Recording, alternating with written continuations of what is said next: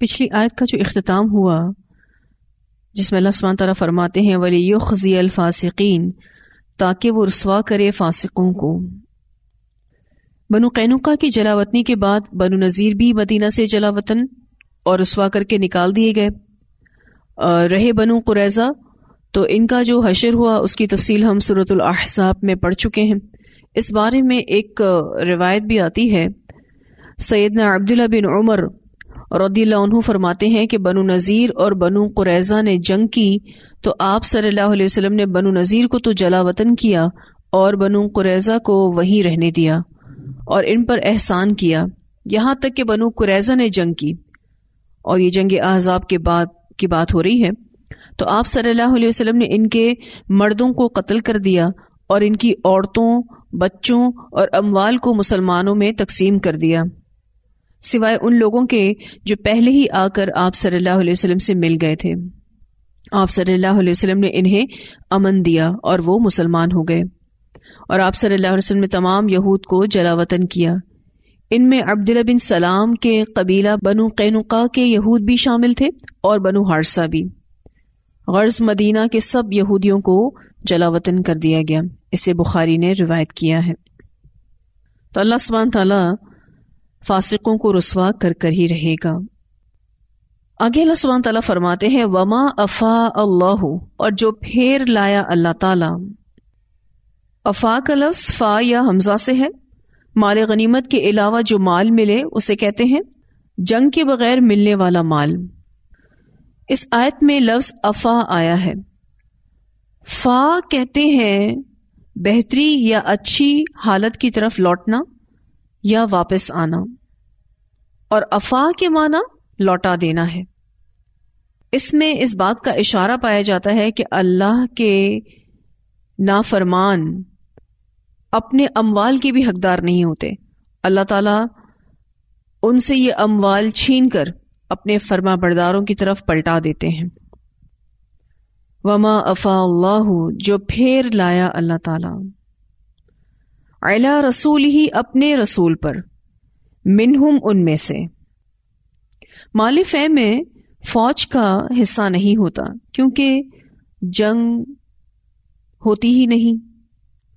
غنیمت کا حکم تو ہم پہلے بھی پڑھ چکے ہیں کہ اس کے 5 حصے کیے جاتے ہیں، 4 حصے مجاہدین میں تقسیم ہوتے ہیں اور 5واں حصہ اللہ اور اس کے رسول کے لیے یعنی مسلمانوں کے بیت المال کے لیے ہے۔ لیکن مال فے یہ مجاہدین میں تقسیم نہیں ہوتا، سارا کا سارا ہی اللہ اور اس کے رسول کا حصہ ہے، یعنی مسلمانوں کے بیت المال میں جمع ہو جاتا ہے۔ اس آیت میں اسی کے بارے میں ہی بتایا جا رہا ہے۔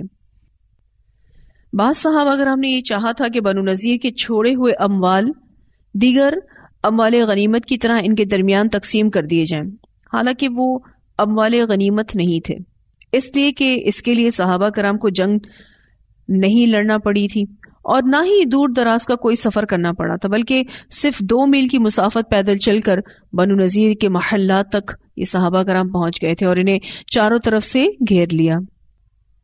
اور پھر اللہ تعالیٰ نے جو ان کے دلوں پر رعب ڈال دیا تھا ان تمام بنو نذیر کے لوگوں کے دلوں پر، اس لیے وہ بغیر کسی لڑائی کے صرف چند دنوں کے بعد ہی ہتھیار ڈالنے پر راضی ہو گئے۔ اسے مال فے کہا جاتا ہے۔ وہ مال غنیمت کی طرح تقسیم نہیں کیا جاتا، بلکہ نبی اکرم صلی اللہ علیہ وسلم کو اختیار تھا کہ وہ جیسے چاہیں اس میں تصرف کریں۔ اللہ تعالیٰ فرماتے ہیں وما افاء اللہ، اور جو پھیر لایا اللہ، علی رسول ہی، اپنے رسول پر، منہم، ان میں سے، فما، پس نہیں، اوجفتم، دوڑائے تم نے، علیہ، اس پر، من خیلن، کوئی گھوڑے۔ اوجفتم کا جو لفظ ہے وہ واو جیم فا سے ہے، بے قرار اور بے چین ہونا۔ تو اللہ تعالیٰ فرماتے ہیں کہ نہیں دوڑائے تم نے اس پر کوئی گھوڑے، ولا رکابن، اور نہ سواری، یہاں سے اونٹ مراد ہے، ولیکن اللہ، اور لیکن اللہ تعالیٰ، یسلط، مسلط کرتا ہے، رسولہ، اپنے رسولوں کو، علی من یشاء، جس پر وہ چاہتا ہے۔ واللہ اور اللہ تعالیٰ علی کل شیء قدیر اوپر ہر چیز کے قدرت رکھنے والا ہے۔ اب آپ دیکھیں تو لشکر بھی مسلمانوں کا گیا تھا، محاصرہ بھی انہوں نے کیا تھا، لیکن کسی بھی جنگی کاروائی کے بغیر ہی مسلمانوں کے ہاتھ یہ مال لگ گیا تھا، تو اسی لیے وہ بیت المال میں ہی جائے گا، اس میں سے مجاہدین کو کچھ نہیں ملے گا، کیونکہ یہ ان کی محنت کا نتیجہ نہیں بلکہ یہ اس اجتماعی قوت کا نتیجہ ہے جو اللہ نے اپنے رسول صلی اللہ علیہ وسلم، اس کی امت اور اس کا جو اسلامی نظام ہے اس کی بنا پر عطا فرمائی ہے۔ لہٰذا یہ اموال فے اموال غنیمت سے بالکل الگ تصور کیے جائیں گے۔ پھر اللہ سبحانہ تعالیٰ فرماتے ہیں ما افا اللہ، جو پلٹایا اللہ نے علی رسول ہی اپنے رسول پر، من اہل القری بستی والوں میں سے، جو کچھ بھی اللہ نے ان بستیوں والوں سے اپنے رسول پر لوٹایا، فللہ پس اللہ کے لیے ہے، وللرسول اور رسول صلی اللہ علیہ وسلم کے لیے ہے۔ یہ تکرار تاکید کے لیے بھی ہے، لیکن اس کے ساتھ ہی اس میں مال فے کے مصارف بھی بیان کر دیے گئے ہیں، اور یہاں منہم کو من اہل القری سے بدل کر واضح کر دیا گیا ہے کہ یہ حکم صرف بنو نذیر کے مال کے لیے نہیں، بلکہ جب بھی اور جہاں بھی ایسی صورت ہوگی تو اس مال فے کا یہی حکم ہوگا۔ اور یہاں پر اگر آپ دیکھیں تو علی رسول ہی منہم کے بجائے علی رسول ہی من اہل القری کہا گیا، کیونکہ پچھلی آیت میں اللہ تعالیٰ نے وما افا اللہ علی رسول ہی منہم کہا تھا، اور جو پھیر لایا اللہ اپنے رسول پر ان میں سے، یعنی بنو نذیر میں سے، لیکن یہاں پر اللہ تعالیٰ فرماتے ہیں علی رسول ہی من اہل القری، اپنے رسول پر جو کچھ بھی اللہ تعالیٰ پھیر کے لایا بستیوں والوں میں سے۔ تو یہ حکم صرف بنو نذیر کے مال کے لیے نہیں، بلکہ جب بھی اور جہاں بھی ایسی صورت ہوگی اس مال فے کا یہی حکم ہوگا۔ اللہ تعالیٰ فرماتے ہیں فَلِلَّهِ وَلِلرَّسُولِ، پس اللہ کے لیے ہے اور رسول کے لیے ہے صلی اللہ علیہ وسلم۔ اللہ کے لیے ہے مراد اللہ کے دین کے لیے ہے، اور ایک معنی یہ بھی کیا جاتا ہے کہ اللہ کا نام تو برکت کے لیے لیا گیا ہے، اس سے مقصد تو اللہ کے رسول صلی اللہ علیہ وسلم اور ان کے قرابت دار کا ذکر ہی ہے۔ وللرسول اور رسول اللہ صلی اللہ علیہ وسلم کے لیے، ولذی القربى اور رشتہ داروں کے لیے، مراد بنو ہاشم اور بنو مطلب ہیں، والیتامى اور یتیموں کے لیے، والمساکین اور مسکینوں کے لیے، وابن السبیل اور مسافروں کے لیے۔ بخاری کی روایت میں آتا ہے کہ نبی اکرم صلی اللہ علیہ وسلم اس میں سے اپنی ازواج کا سال بھر کا خرچہ نکال لیا کرتے تھے اور جنگی ہتھیار خریدنے میں اور جہاد کی تیاری میں سے صرف کرتے۔ کئی لا یکونا، تاکہ نہ ہوں، دولتن گھومتے رہنا، گردش کرنا، بین الاغنیاء منکم، درمیان مالداروں کے تم میں سے۔ اب یہاں پر مال فے کو فوجیوں کو کیوں نہیں دیا گیا، اس کی وجہ بتا دی گئی۔ کئی لا یکون دولتن بین الاغنیاء منکم، دولا کہتے ہیں اس چیز کو جو چند لوگوں کے درمیان ہی پھرتی رہے، ان سے باہر نہ نکلے۔ تو یہاں مال فے کے مصارف کی علت بیان کی جا رہی ہے کہ اسے مجاہدین میں تقسیم کرنے کے بجائے بیت المال کا حق اس لیے قرار دیا گیا ہے کہ یہ مال مالداروں کے درمیان ہی گردش نہ کرتا رہے، بلکہ معاشرے کے مستحق لوگ بھی اس سے فیضیاب ہوں۔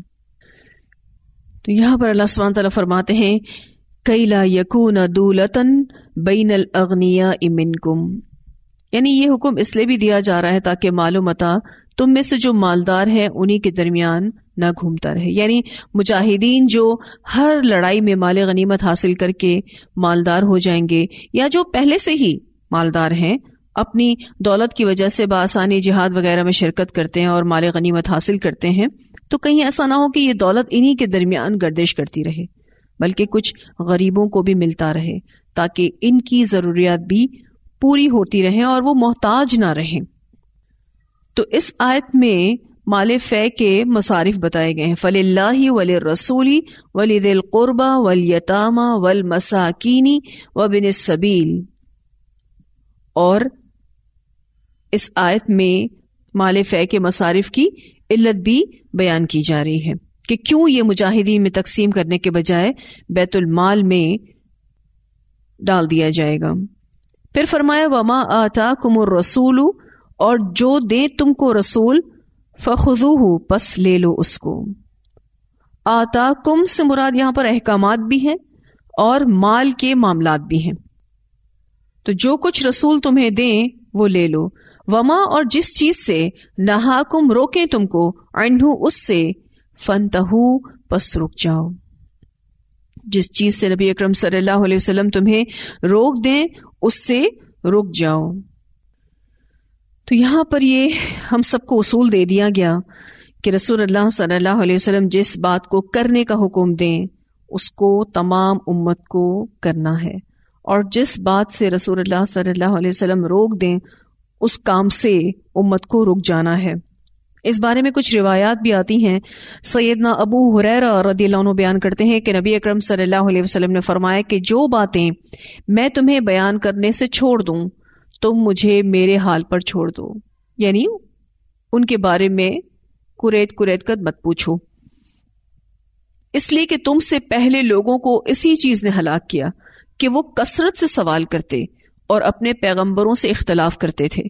اس لیے جب میں تمہیں کسی چیز سے روکوں تو تم اس سے مکمل اجتناب کرو، اور جب میں تمہیں کسی چیز کا حکم دوں تو اسے اپنی طاقت کے مطابق بجا لاؤ. اسے مسلم نے روایت کیا ہے. ایک اور روایت میں آتا ہے سیدنا سلمہ بن اکوع رضی اللہ تعالیٰ عنہ بیان کرتے ہیں کہ ایک شخص نے رسول اللہ صلی اللہ علیہ وسلم کے پاس بائیں ہاتھ سے کھانا کھایا. آپ نے اس سے فرمایا اپنے داہنے ہاتھ سے کھاؤ. اس نے کہا میں اس کی طاقت نہیں رکھتا، یعنی بجائے نبی اکرم صلی اللہ علیہ وسلم کی بات ماننے کے اس نے اپنے اس عمل کی جسٹیفیکیشن دی کہ میں رائٹ ہینڈ سے کھا ہی نہیں سکتا، میں اس کی طاقت نہیں رکھتا. آپ صلی اللہ علیہ وسلم نے فرمایا اللہ کرے اب تو اس کی طاقت نہ رکھے. اسے دائیں ہاتھ کے ساتھ کھانے سے صرف تکبر ہی نے روکا تھا، کوئی اور وجہ نہیں تھی، یہی وجہ تھی. بس اس کے بعد اس نے اپنے داہنے ہاتھ کو منہ تک نہیں اٹھایا، یعنی اٹھانے کے قابل ہی نہ رہا. اسے مسلم نے روایت کیا ہے. اللہ تعالیٰ نے اس سے یہ توفیق ہی چھین لی، اس سے یہ صلاحیت ہی چھین لی. بعض دفعہ ہمیں بھی ہماری کوئی غلطی بتاتا ہے لیکن ہم اس غلطی کو قبول کرنے کے بجائے، اس کی اصلاح کرنے کی بجائے ہم جسٹیفیکیشنز دیتے ہیں. تو اپنے آپ کو اس چیز سے بچانا ہے.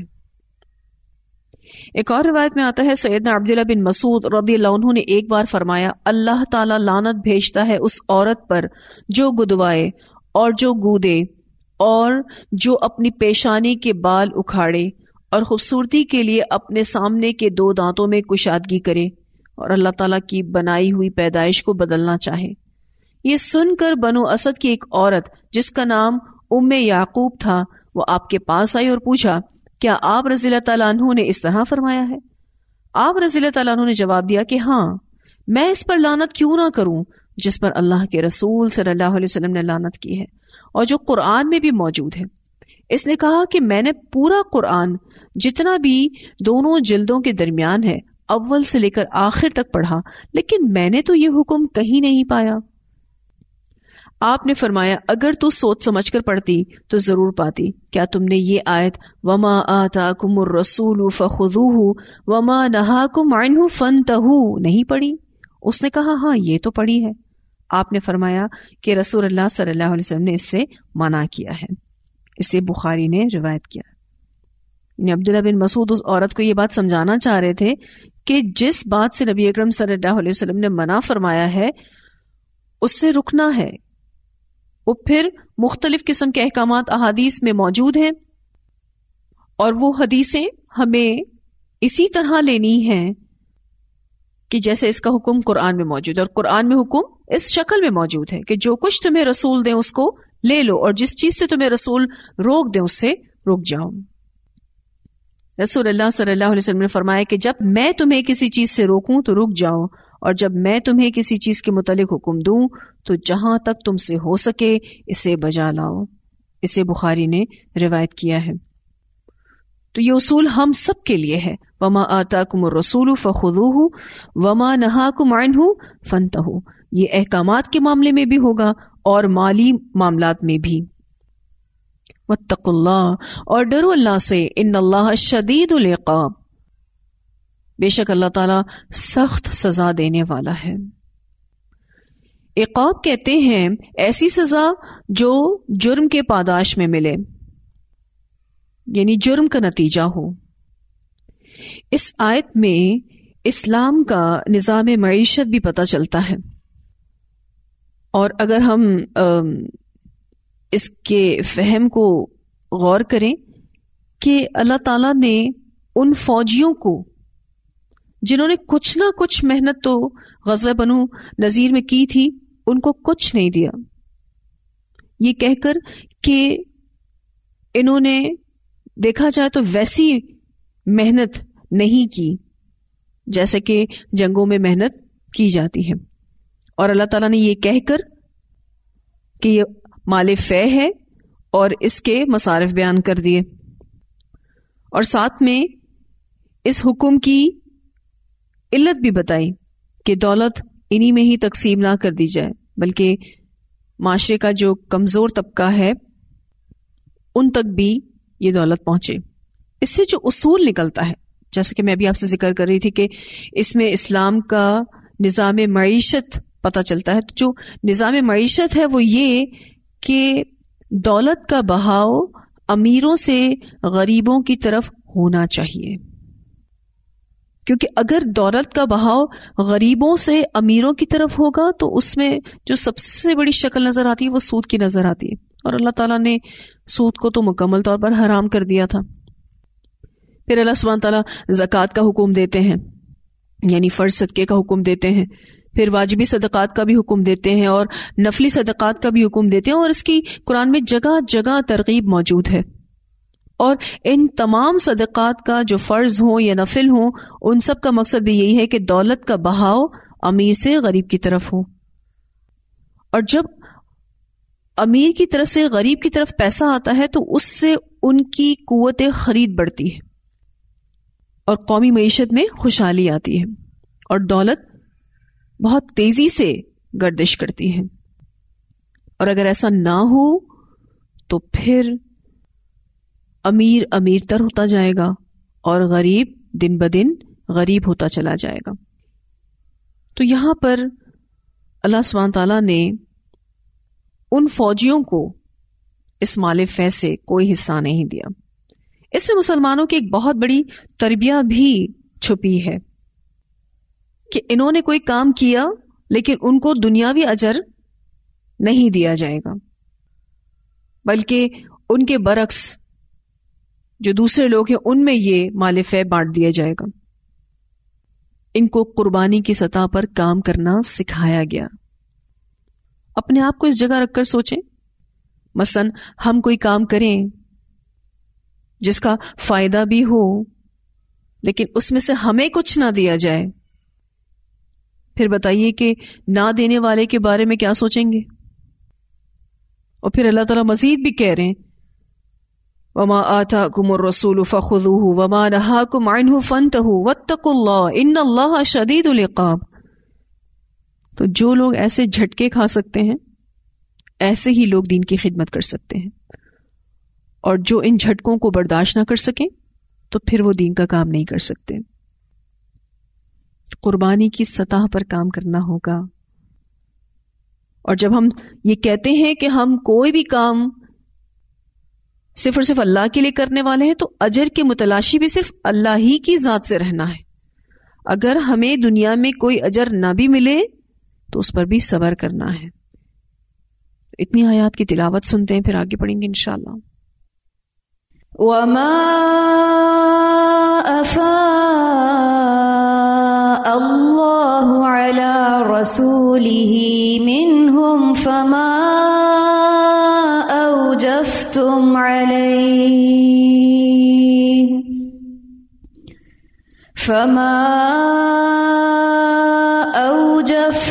عَلَيْهِ مِنْ خَيْلٍ وَلَا رِكَابٍ وَلَكِنَّ اللہ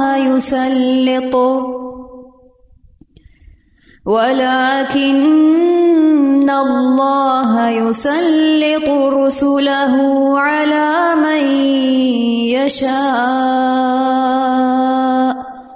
واللہ على كل شيء قدیر. ما افاء اللہ على رسوله من اہل القرى فللہ